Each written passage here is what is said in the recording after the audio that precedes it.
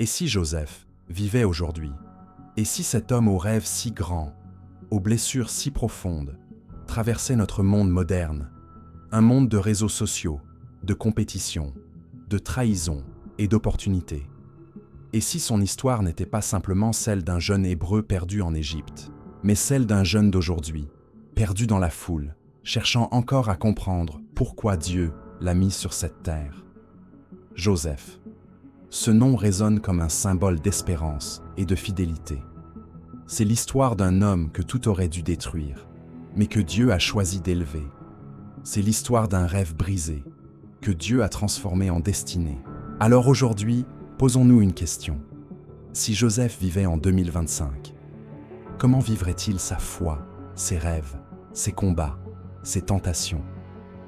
Comment réagirait-il dans un monde où tout va vite, où l'on juge à l'apparence, où la pureté est méprisée et où les rêves se heurtent souvent à la réalité? Reste avec moi, parce que dans cette vidéo, nous allons redécouvrir Joseph. Non pas celui des fresques anciennes, mais celui qui pourrait être ton frère, ton ami ou même toi. Mais avant de parler de ce que Joseph serait aujourd'hui, revenons d'abord à ce qu'il a été hier. L'histoire de Joseph, un jeune homme de 17 ans, commence dans une famille compliquée. Une famille marquée par les préférences, les rivalités et les blessures du passé. Jacob, son père, aimait Joseph plus que tous ses autres fils, parce qu'il l'avait eu dans sa vieillesse, et parce que Joseph était le fils de Rachel, la femme qu'il aimait vraiment. Pour marquer cet amour, il lui fit une tunique de plusieurs couleurs, une habitude royale dans une famille ordinaire. Mais cette tunique, symbole d'amour pour le père, est devenue un symbole de haine pour les frères. Un jour, Joseph a eu un rêve. Il vit, dans son sommeil, des gerbes de blé qui se dressèrent dans un champ. Et voici, la sienne se tenait droite, tandis que celle de ses frères se courbèrent devant elle. Et il eut encore un autre rêve. Cette fois, il vit le soleil, la lune et 11 étoiles se prosterner devant lui. Il raconte ses rêves avec la naïveté d'un jeune cœur. Mais parfois, il vaut mieux ne pas tout dire. Car tout le monde n'est pas prêt à entendre ce que Dieu a déposé en toi. Ses frères furent remplis de jalousie. Ils disent « Voici le rêveur qui vient. Tuons-le et nous verrons ce que deviendront ses rêves. » Alors, un jour qu'ils gardèrent leur troupeau loin du père, ils se liguèrent contre lui. Ils l'arrêtèrent, le jetèrent dans une citerne vide, puis décidèrent de le vendre à des marchands ismaélites pour 20 pièces d'argent. 20 pièces d'argent, le prix d'un esclave.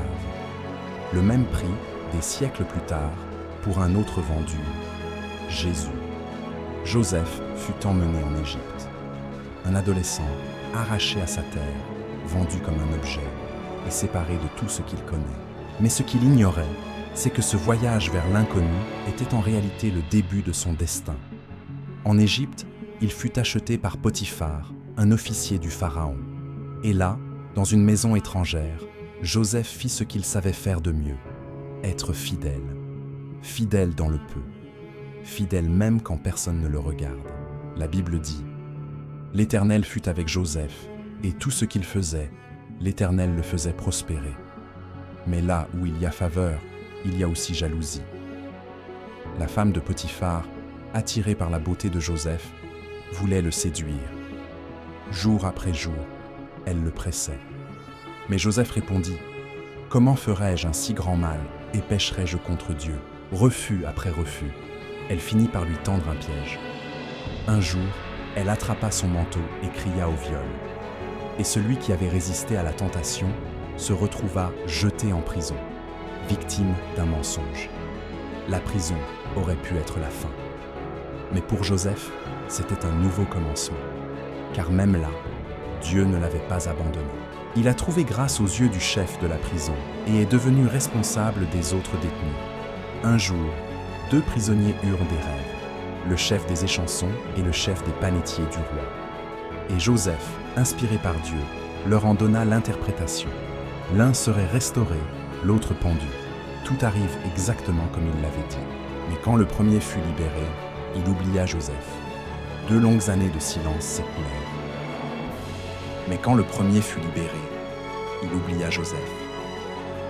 2 longues années de silence s'écoulèrent, jusqu'au jour où le Pharaon lui-même fit un rêve. Personne ne pouvait l'interpréter.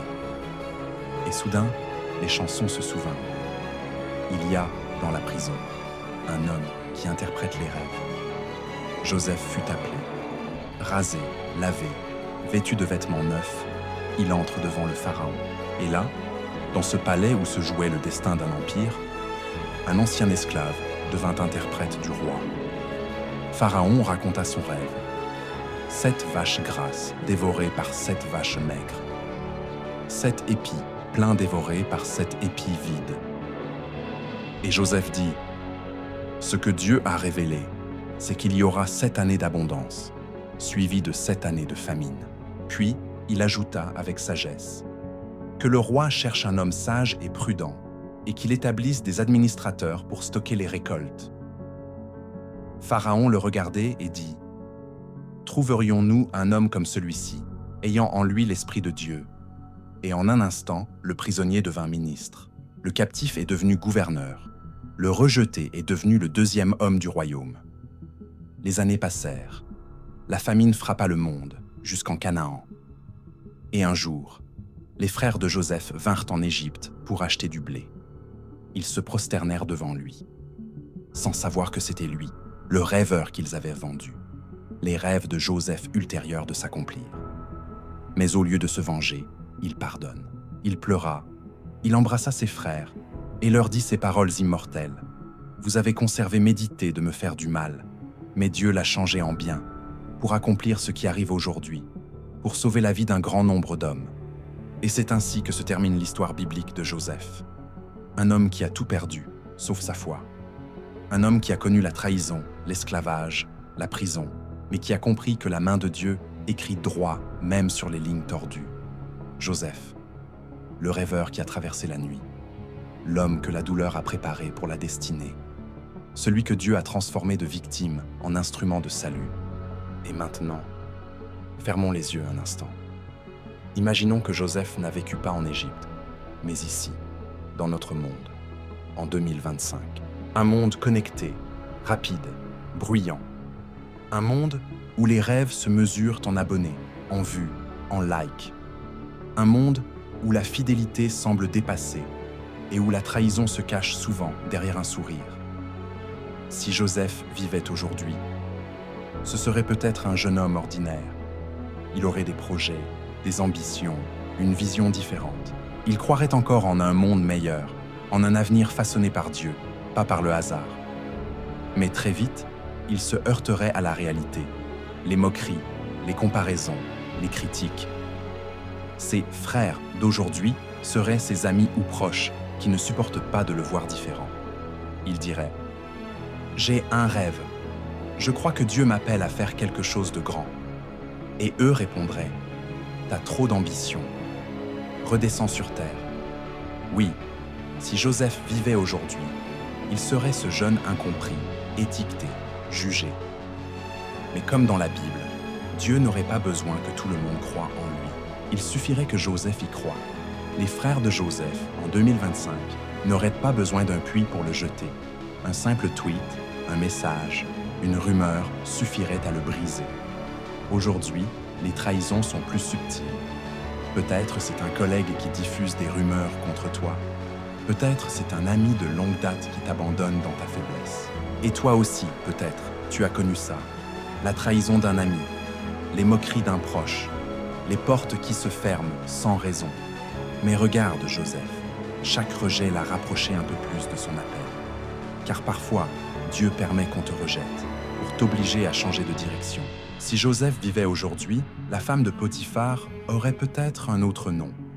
Tentation du plaisir, argent facile, succès sans effort ou relation interdite. Il pourrait être confronté à la promesse d'une relation rapide, non pure, sur les réseaux, la pornographie facile à portée de clic, l'argent facile par des méthodes douteuses, la gloire en ligne. Chaque jour, on propose à Joseph des raccourcis, mais il refuserait. Parce que dans son cœur, il dit « Comment pourrais-je faire un si grand mal et pécher contre Dieu ?» Il choisirait la pureté, même si cela coûte. Il refuserait de trahir sa foi, même si cela brise sa réputation. Parce qu'aujourd'hui encore, le vrai courage, ce n'est pas de suivre le courant, mais de rester debout quand tout le monde s'agenouille. Mais même après avoir bien agi, Joseph se retrouverait encore puni. Dans la société d'aujourd'hui, sa prison serait peut-être une période d'attente. Le chômage, l'oubli, l'injustice, le silence de Dieu. Ça peut être encore un emploi qu'on te refuse malgré ton talent, des mois ou des années sans reconnaissance, une blessure émotionnelle que tu n'arrives pas à guérir, le rejet systématique dans des cercles où tu veux appartenir. Il regarderait les autres avancer, alors que lui reste bloqué. Et il se demanderait, « Seigneur, où es-tu » Mais la prison, chez Dieu, n'est jamais une fin. C'est une salle de préparation. C'est là qu'il affine le caractère, qu'il transforme les blessures en sagesse. Parce que Dieu ne prépare pas ton miracle en public, il le façonne dans le secret. Puis un jour, sans prévention, tout changement.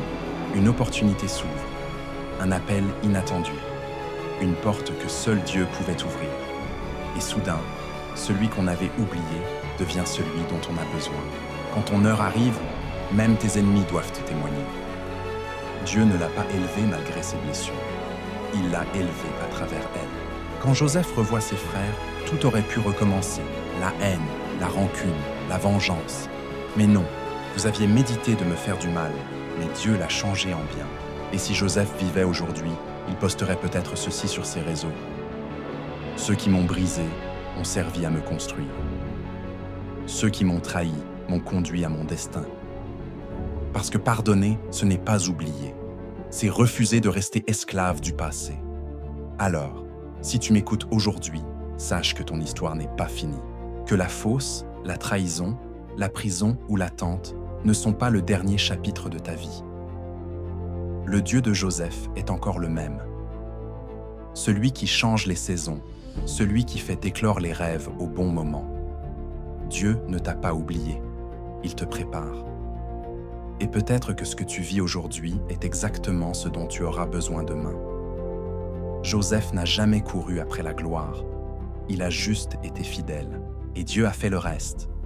Alors reste fidèle, continuez de rêver, continuez d'aimer, même quand c'est difficile. Parce que si Joseph vivait aujourd'hui, il te ressemble sans hésiter. Ne laisse jamais la douleur te faire oublier qui tu es, et surtout, qui est ton Dieu. Joseph, un jeune homme trahi, rejeté, oublié, mais jamais détruit. Son histoire, c'est celle d'un homme qui a compris que même dans la pire des situations, Dieu ne perd jamais le contrôle.